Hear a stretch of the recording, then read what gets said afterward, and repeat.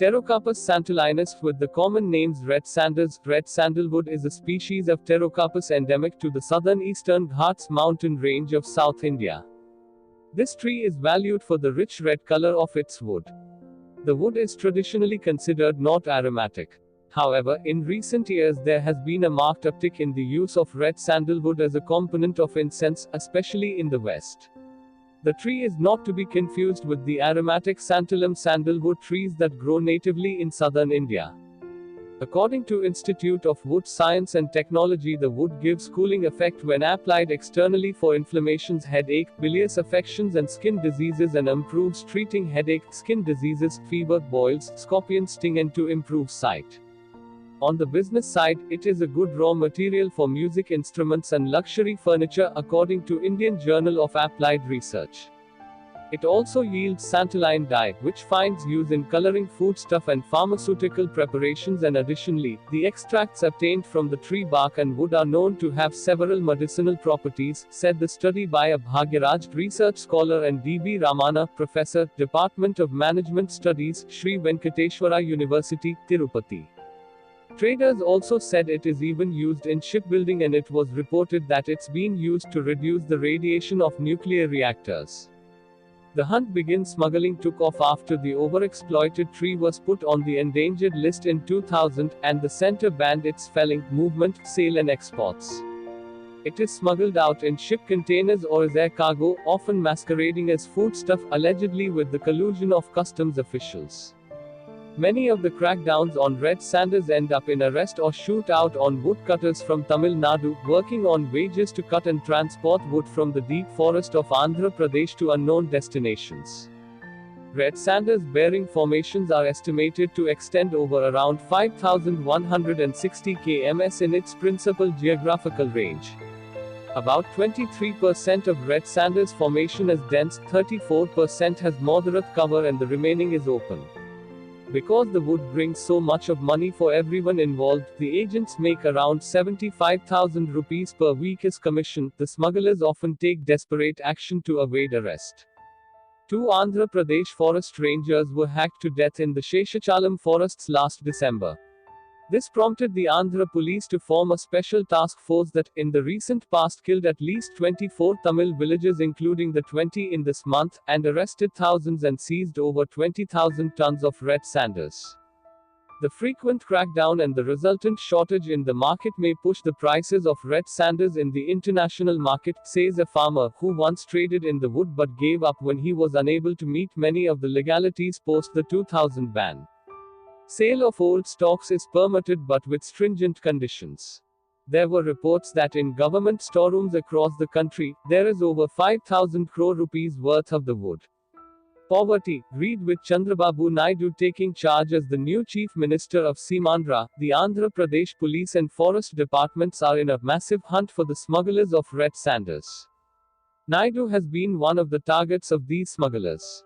In 2009, a bomb was planted targeting Naidu by Naxalites, and it was alleged that it was funded by the red sanders smugglers, as Naidu was in big-time mood of cracking down these smugglers. The main target for these smugglers are Andhra Pradesh, especially the hills of Sheshachalam and Nalgonda forests.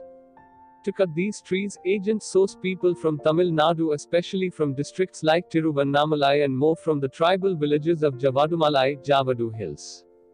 An official from the Forest Department, on condition of anonymity, said the agents target villages which are hit by drought and where there are large number of illiterates. He noted that 3 men last year who were gunned down by the AP officials were dependent on sugarcane farming, but due to poor rain and closure of mill here they fell on the agent's trap, and the sad part is that they don't even know what they are doing is illegal. They were offered 10,000 rupees to 15,000 for 3 days of work. Reports stated that about 2 agents in each of the 274 small villages, which are close to the Andhra borders, ensure a steady stream of labor for the smugglers. According to sources, around 3,000 people were involved in smuggling red sanders. They fall for the fancy income of around 10,000 rupees minus 15,000 for 3 days, without knowing the consequences. Sources said the villagers hired to cut the trees and lug them out were paid handsomely at 3,000 rupees for a 6-foot log. The agents make around 75,000 rupees to 1 lakh rupees per week as commission on smuggling the timber. One of the major challenges for the officials in curbing the menace is the limited availability of staff. For instance, Gudiyatham, a forest where there is around 20 crore rupees worth of red sandals is growing, has a presence of around 50 forest officials. The economics of red sandals: most of the people hired for the ground job are unaware of the real price of their luggage which they deliver, putting their life at stake. Nobody has told us what the real use of these red woods are, said a villager in Artimore. A ton of red sandals fetches up to 20 lakh rupees in India, but its international landing price is above Rs 50 to 80 lakh, a forest officer from the Vellore range said last year. It is smuggled out in ship containers or as air cargo, masquerading as foodstuff, mostly with the collusion of customs officials. Sometimes air passengers carry them as luggage from Chennai to Kuala Lumpur or from Delhi to Beijing. The racket became a law and order problem when a gang of North Tamil Nadu villagers hacked two Andhra forest rangers to death in the Seshasalam forests last December. Good for legal business. The exports business for the legal players became tough, with the trade rules being made stringent internationally for the endangered species. While there are a few farmers still handling the legal sales of red sandals, many of them stopped because of this. Those who are operating are collecting smaller quantity from the farmers who have one or two trees in one survey number, which are grown up naturally in their land, said a source.